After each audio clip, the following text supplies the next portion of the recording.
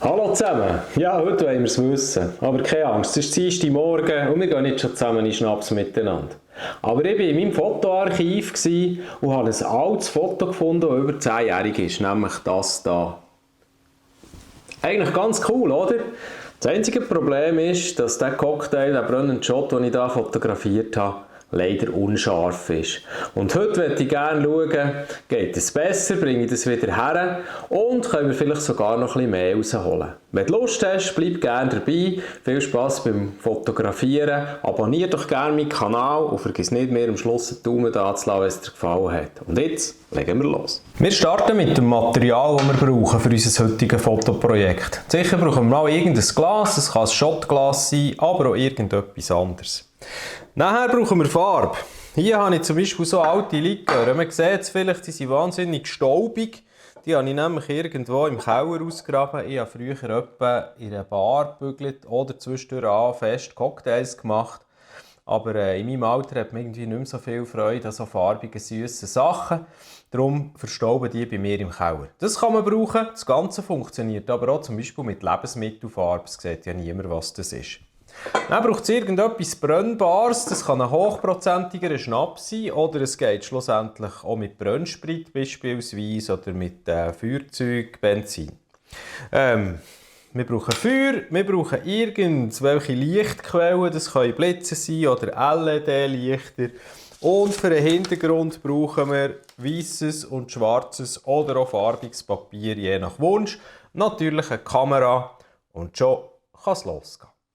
Der Aufbau für unser erstes einfaches Bild ist eigentlich ganz einfach. Wichtig, unbedingt die ganze Geschichte auf einer feuerfesten Unterlage machen. Ich bin hier in der Küche, auf einer Steinplatte. Wenn da mal irgendetwas Brennbares daneben geht, passiert nichts. Ich schaue auch, dass ich einen gewissen Abstand habe zum Papierhintergrund.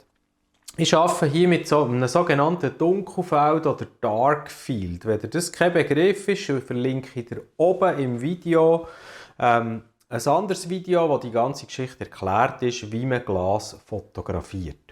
Ich will gerne einen schwarzen Hintergrund, damit meine Flamme, die dann heller wird, schön zur Geltung kommt. Das wäre bei einem weißen Hintergrund nicht. Links und rechts habe ich weißes Papier und das muss ich jetzt mit meiner Lichtquelle, ob das ein Blitz ist oder eben irgendwelche LEDs, die muss ich von hinten beleuchten, damit mein Glas eine Kontur bekommt. Im Moment sieht es noch nicht wahnsinnig toll aus, weil ich noch zu viel Licht habe in meinem Raum. Ich muss schauen, dass die zwei Lichtquellen hier hinter meinem Glas eigentlich die einzigen sind im Raum und alle anderen Lichtquellen müssen möglichst weg. Das heisst, mach das in einem Raum, zum Beispiel, wo du Storen runterlassen kannst oder am Abend, wo du nicht zu viel störendes Licht hast, weil sonst wird dein Glas einfach die ganze Zeit störende Spiegelungen drin haben, wie man das jetzt hier auch sieht. Ich tue mal schon noch mein Videolicht ausmachen und dann siehst du schon bereits den Unterschied. Es wird schon viel interessanter. Ich habe aber von den Fenstern immer noch zu viele Spiegelungen drin und die probiere ich jetzt noch rauszunehmen. Und dann fangen wir an mit unserem ersten Bild.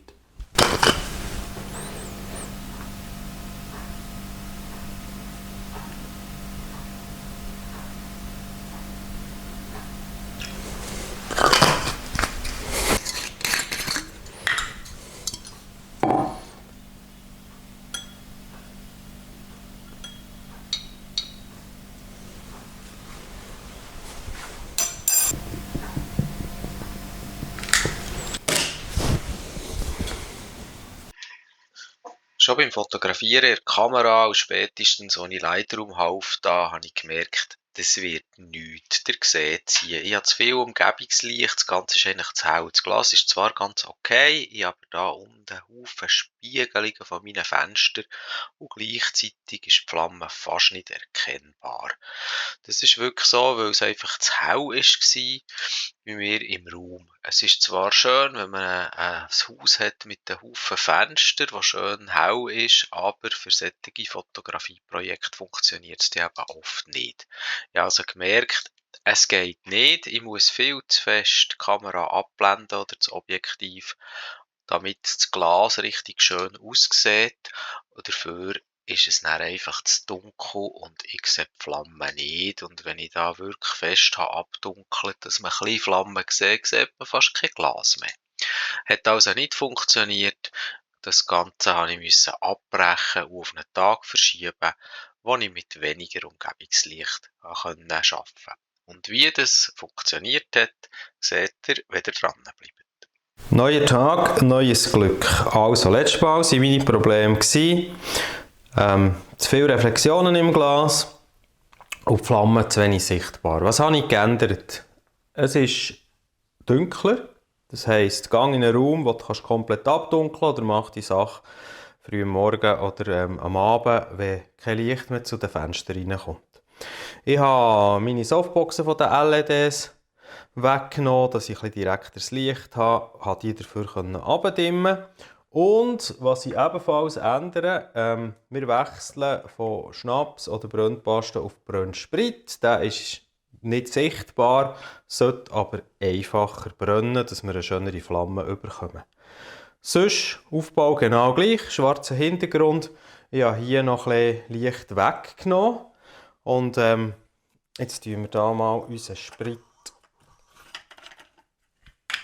auf unseren Blue Curaçao oben drauf. Möglichst, dass er nicht zu fest absinkt. So, da haben wir schon die erste schöne Sauerei. Voilà. Bröstchen zusammen. Ein bisschen putzen.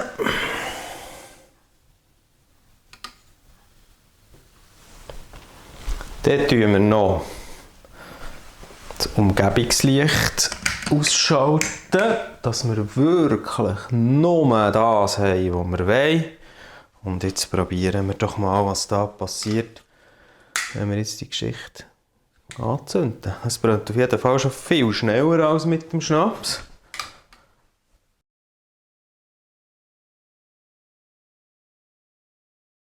Das Letzte, was ich jetzt noch probiere, ist, damit ich noch ein bisschen mehr von diesem Blau sehe, das verschwindet fast. Ich habe hier so ein Papierrollen gemacht. Einfach. Das ist eine Karteikarte, die ich zusammengeklebt habe. Wenn ich die hinten dran tue, dann wird sofort mein Blau noch ein bisschen blauer. Und das ist jetzt das Letzte, was ich mal noch probiere für die Standardbilder. Wir tun noch mal ein bisschen feuern. Und nachher gehen wir dann mal zurück auf den PC und schauen mal, was da genau ist rausgekommen und was brauchbar ist. Ich habe im Moment so ein bisschen das Gefühl, wahrscheinlich am besten wird es sein, wenn ich 2 Bilder in Photoshop wahrscheinlich zusammenrechne. Das heisst, eins perfekt vom Glas und eins von Flamme. Die Schwierigkeit ist wirklich, beides auf einem Bild perfekt herzubringen. Da merke ich, das ist wirklich sehr, sehr schwierig. Das ist fast nicht machbar, so wie ich das im Moment einschätze. Erfreulicherweise habe ich aber gemerkt, dass das Zusammenbauen im Photoshop von 2 Bildern gar nicht nötig ist. Die Beispielbilder, die ihr hier seht, die habe ich im Lightroom einfach ein bisschen bearbeitet, die Flamme ein bisschen aufgehellt, die Farbe noch ein bisschen bearbeitet und die Schärfe. Aber sonst habe ich da nicht viel dran gemacht. Also, es hat das mal richtig gut funktioniert.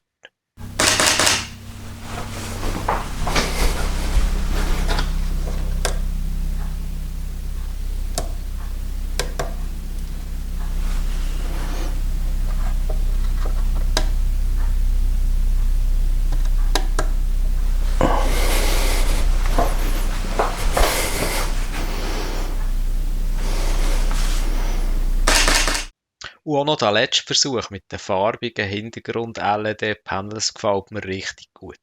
Ich hoffe, es hat auch dir so viel Spass gemacht wie mir. Ich habe ganz bestimmt nicht das letzte Mal so etwas gemacht. Merci fürs Zuschauen und fürs Dranbleiben und bis zum nächsten Mal.